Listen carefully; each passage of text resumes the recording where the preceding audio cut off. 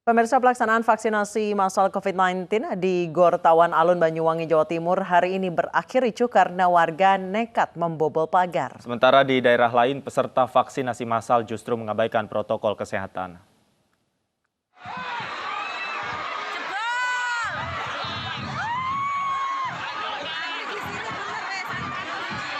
Aksi ratusan warga membobol pintu pagar Gor Tawan Alun, Banyuwangi, Jawa Timur terjadi saat mengikuti vaksinasi COVID-19 yang diselenggarakan Polresta Banyuwangi.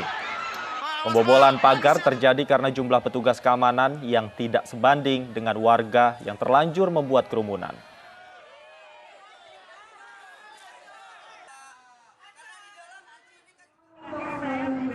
Sementara di Semarang, Jawa Tengah, ribuan warga berkerumun untuk mendapatkan vaksinasi COVID-19 yang digelar di Gedung Olahraga Jatidiri. Penumpukan warga ini akibat banyak yang hadir tidak sesuai jadwal. Bahkan mereka sudah datang sejak pukul 6 pagi. Imbauan petugas agar tertib antre dan jaga jarak tidak dihiraukan. Bahkan Wali Kota Semarang yang menghadiri acara vaksinasi terpaksa jalan kaki karena mobilnya tertutup warga yang berkerumun.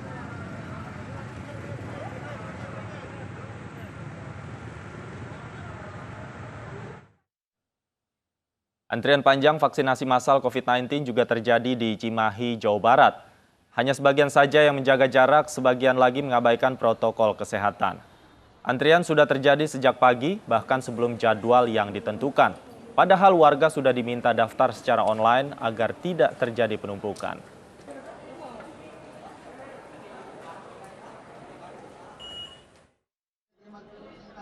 Di Jakarta, vaksinasi massal COVID-19 digelar di Gelora Bung Karno berlangsung tertib. Vaksinasi gratis dari pemerintah ini diberikan kepada warga yang memiliki KTP Jakarta atau berdomisili Jakarta dengan minimal umur 18 tahun dan belum lansia. Sekitar 10.000 warga Jakarta diperkirakan mengikuti program vaksinasi massal ini.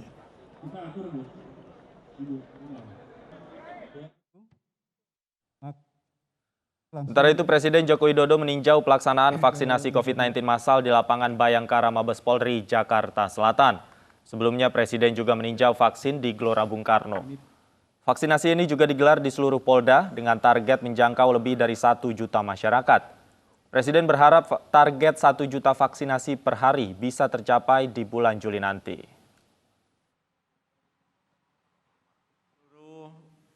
Pimpinan daerah, Kapolda, Pangdam, Gubernur, Bupati, Wali Kota, saya mengucapkan terima kasih yang sebesar-besarnya atas acara vaksinasi massal pada pagi hari ini yang dikerjakan secara serentak di seluruh Polda, di seluruh Kodam, dan bekerjasama dengan pemerintah daerah.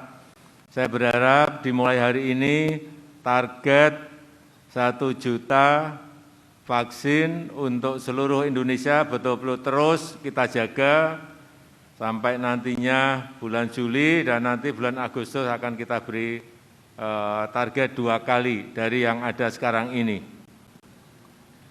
Terima kasih sekali lagi. Wassalamualaikum warahmatullahi wabarakatuh. Sementara itu, pejabat lain hari ini juga ikut turun ke lapangan memantau vaksinasi massal COVID-19.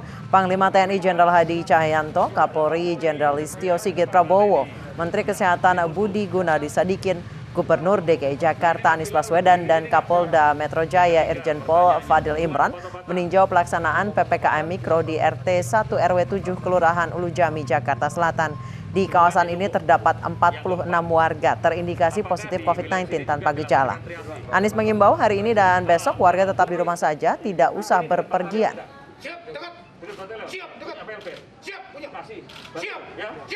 Kita bisa mengendalikan.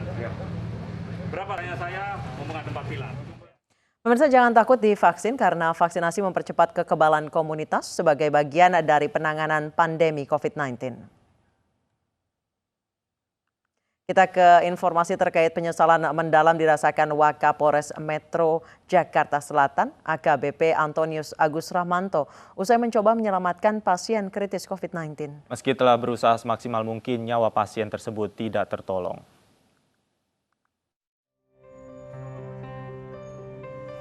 AKBP Antonius Agus Rahmanto, Wakapolres Metro Jakarta Selatan, tak kuasa menahan tangis usai mengetahui pasien kritis COVID-19 yang coba diselamatkannya meninggal dunia.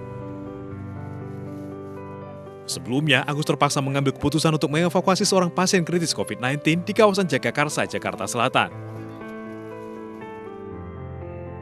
Dengan mengenakan APD, Agus bersama petugas lain akhirnya langsung menggotong korban dari rumahnya lantaran ambulans yang tak kunjung tiba.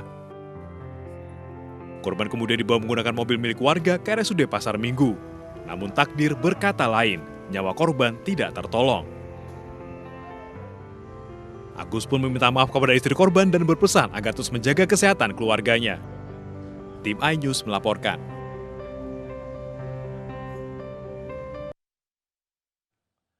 Dan pemirsa, saat ini sudah bergabung bersama kami Wakapolres Jakarta Selatan AKBP Antonius Agus Rahmanto. Selamat sore Pak Agus.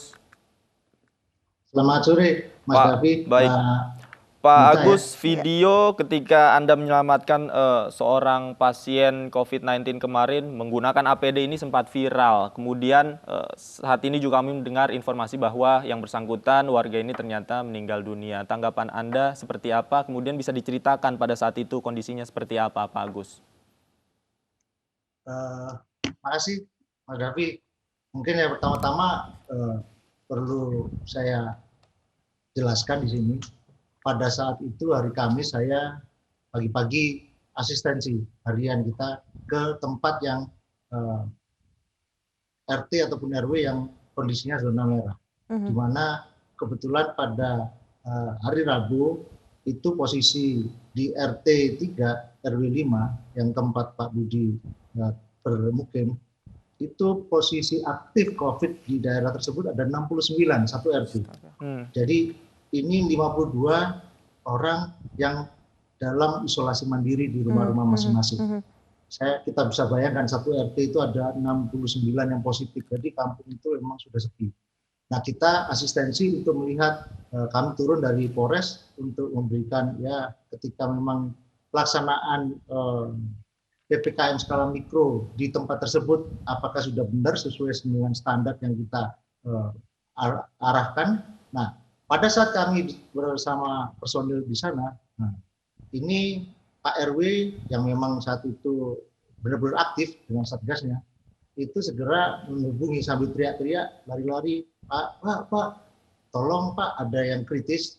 Cuman dari tadi nelfon ambulans belum datang-datang, udah berapa lama? Setengah jam. Oleh sebab itu saya langsung inisiatif mau mencoba mendekati sana, tapi diingatkan oleh Pak RW, Pak jangan Pak, ini kan lagi merah. Nah, oke nggak apa-apa. Tapi saya mencoba lagi, saya kan memang bukan tim medis, bagaimanapun juga hanya tergerak aja ingin bantu. Tapi untung diingatkan oleh Pak RW.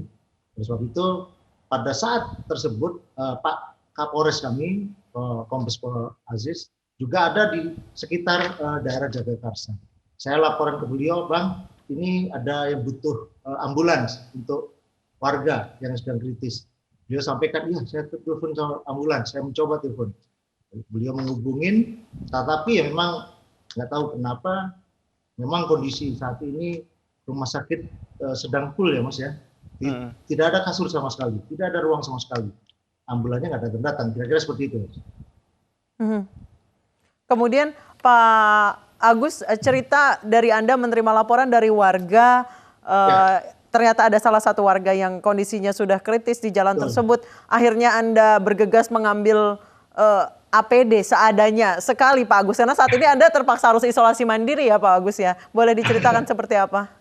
Iya, jadi sebelum saya ngomong ke isolasi mandiri saya, tapi intinya ketika saya mengetahui bahwa ambulannya nggak datang-datang, dalam tanda kutip memang belum datang-datang, itu saya kepingin melihat ke Pak Budi ini. Gimana sih kritisnya? Karena saya dilarang oleh Pak RW. Akhirnya ada kebetulan Pak RW juga, Pak kalau mau nengok lihat nih ada APD. Pak RW bawa, kemudian saya ada tiga APD waktu itu. Ya udah saya pakai. Kebetulan ada, saya perlu klarifikasi. Ada 2 orang yang pakai baju APD itu yang membantu saya bukan anggota Polri, bukan. Kebetulan saya ketika mau menuju ke rumah Pak Budi, itu yang bersangkutan 2 orang ini adalah petugas damkar yang sedang bertugas menyemprot disinfektan. Jadi saya lihat memang sudah dengan perlengkapan damkarnya yang menyemprot dan ada kacamata bagus. Saya tawarkan, Pak mau ikut saya. Kebetulan puji Tuhan menurut saya sangat terbantu sekali oleh dua orang yang damkar ini. Pakailah saya dengan baju APD. Namun APD yang ada itu bukan seperti yang level 3, enggak. Tapi kacamata pun saya pakai kacamata darurat yang punya di mobil saya yang memang siap sedia.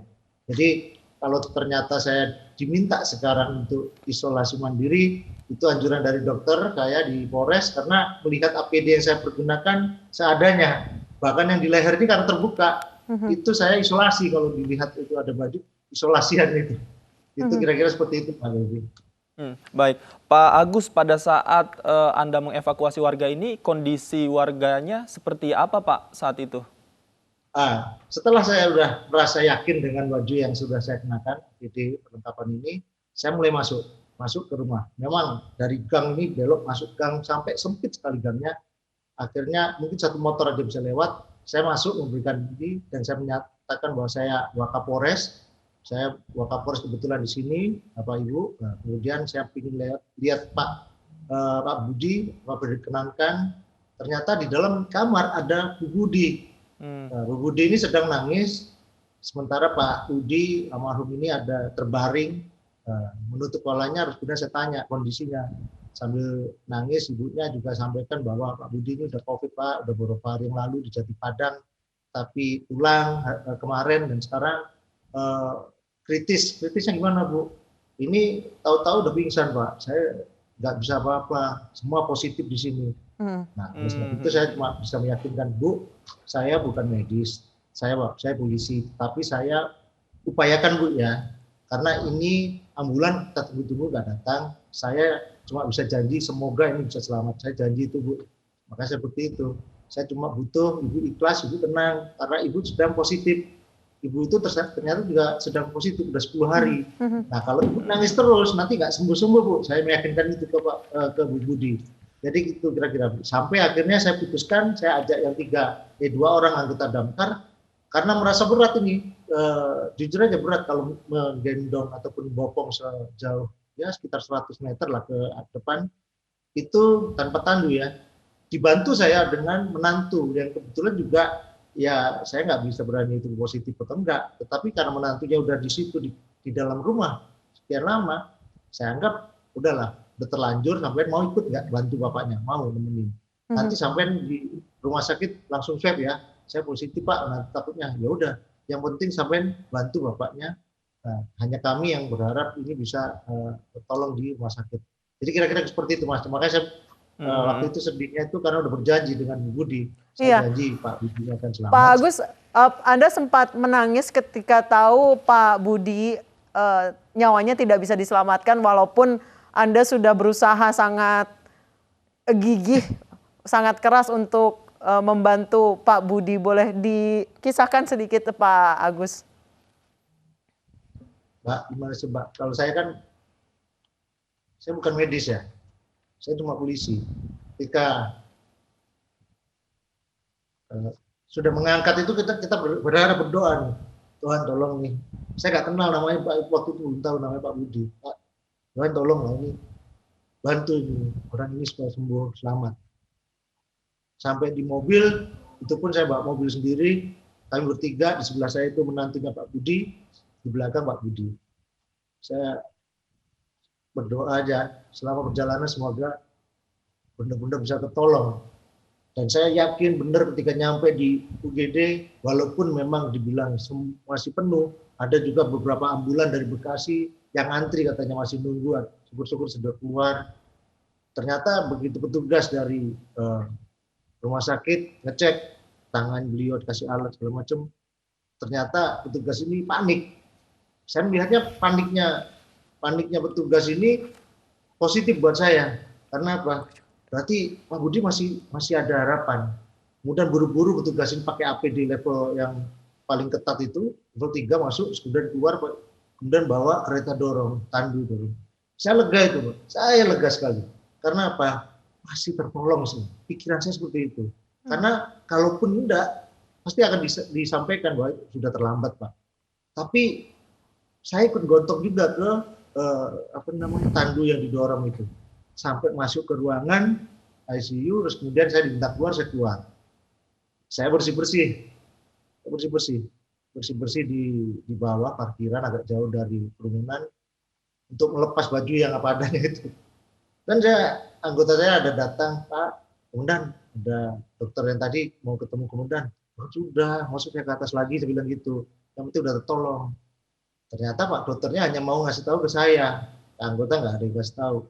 Saya ke atas, diskusi dialog sebentar, tunjukkan grafik yang saya nggak tahu juga grafik apa.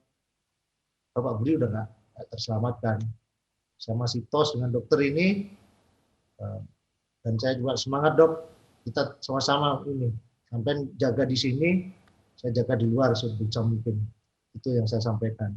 Tapi saya nggak kuat Pak.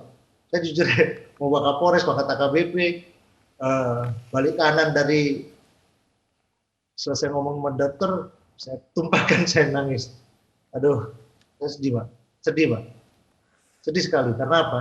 Saya pikir bukan masalah saya ini upaya itu harus maksimal, harus tidak. Saya sedih karena kami datang ke sana sebenarnya adalah asistensi, dan saya melihat masih ada sistem yang kurang di situ, sistem yang gotong royong, kekeluargaan, terus kemudian dari situasi SOP bagaimana nanti darurat nggak ada. Sedang kita perbaiki, ternyata saya mengalami hal yang saya takutkan, dan itu terjadi pada saya. Itu saya sedihnya itu. Makanya saya nangis tumpahkan, ya saya nggak kuat. Iya, Pak Agus, terbayang oleh kamu bagaimana rasa lega Anda ketika berhasil menyerahkan Pak Budi ke petugas medis. Namun Tuhan berkata lain, Pak Budi tidak terselamatkan. Pak Agus mungkin boleh pesan sedikit untuk masyarakat Jakarta yang saat ini kondisinya ya Jakarta memang sedang sakit, sedang tidak baik-baik saja. Silakan Pak Agus. Makasih Mbak Gita. Jadi kalau saya melihat grafik data di situ, saya masih fokus di RT 3 tersebut, RW 5 Jakarta. Ketika kami datang ke sana, saya sempat marah itu sama Pak RW, sama ada Babin Kamtipmas, Babinsa, kenapa nggak ada dapur umum? Ini orang udah banyak, kita butuh bantu orang, dan seterusnya.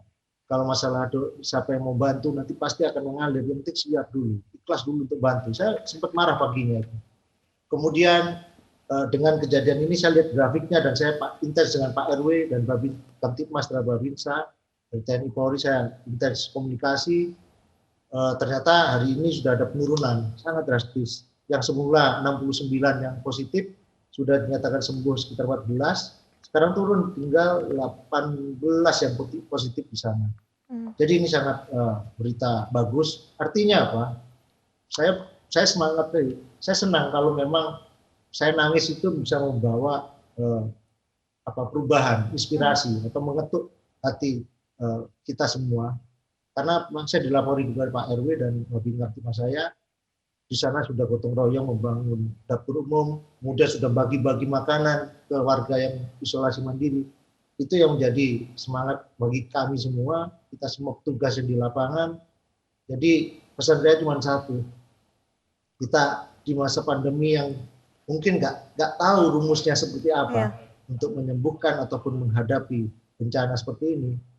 Yang ada cuma satu, rasa kebersamaan.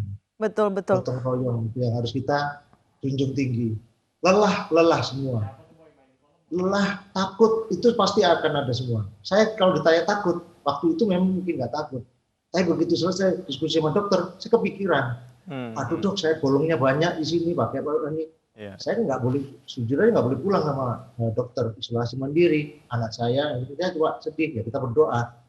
Artinya semoga ini menjadi pengalaman kita. Amin. Semoga kita ke depan kita bisa sama-sama peduli. Di mana sekarang saya dengar nih COVID di Jakarta sudah mendekati 9.000, sudah 9.000 yang positif harian.